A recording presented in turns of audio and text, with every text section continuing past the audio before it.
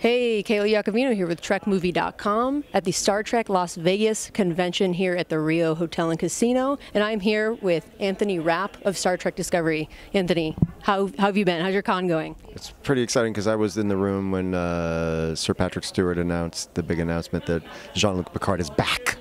And that was thrilling. And it was also thrilling to see how moved he was and inspired he was.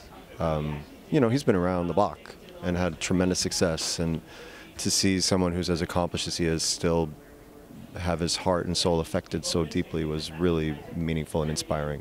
And you must have a unique perspective on that, because I know you're a fan and you've been a fan, but now you're a part of it too. And so seeing it's like you see the fan perspective, but you also maybe see a part of yourself in that, maybe, you know, your future. Yeah, to some degree. I mean, you know, it's so early for me yet in terms of my time that I've spent living inside the Star Trek world as a part of it. So it's hard to sort of dream ahead to the future, but I do believe that that will be a part of my future too. Yeah, absolutely.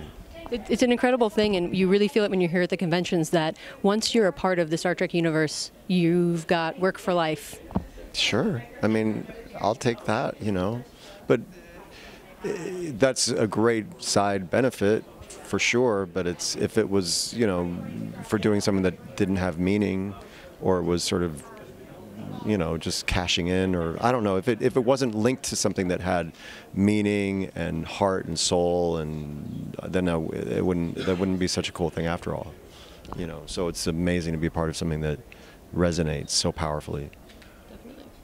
So there's a ton of Star Trek news coming out, not the least of which being Patrick Stewart's announcement today. But we're also going to be getting a number of short treks happening in between Discovery seasons. Yes. Are you going to be a part of any of those?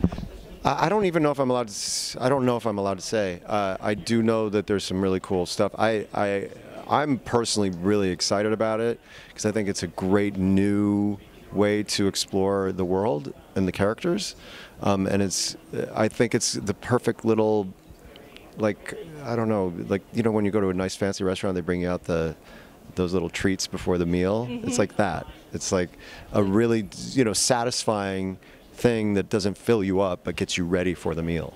Like a palate cleanser, an aperitif. Yes, all that. So I think it's really smart, and it also shows a tremendous commitment on the part of CBS and all the creative team, because, you know, even though they're short, there's still a lot of work and take a lot of resources. So I think it's tremendous that they're giving so much life and energy and creativity to telling all these stories.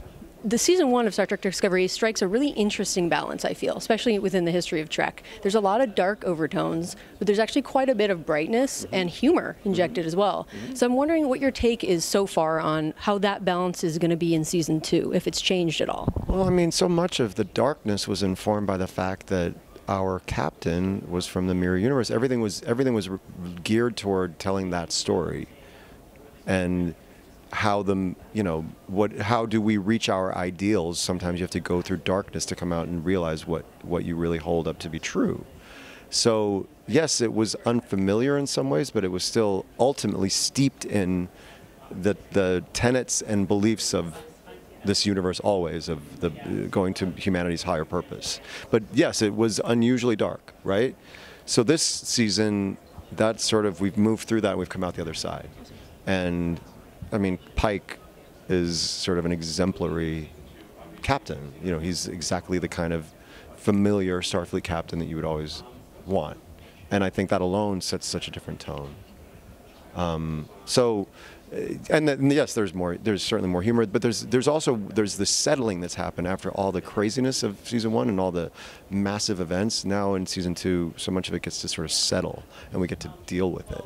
And there's time and space for all of that, which is really satisfying. And I can imagine your character's been through quite a trauma, losing his partner. Is part of that season 2 going to be you working through that? Yes, and it's been really satisfying that it's not in any way that I think is cliche or typical. It's really feels specific and human and true to Stamets, and I've been really grateful that the writers have given me that kind of material to work with.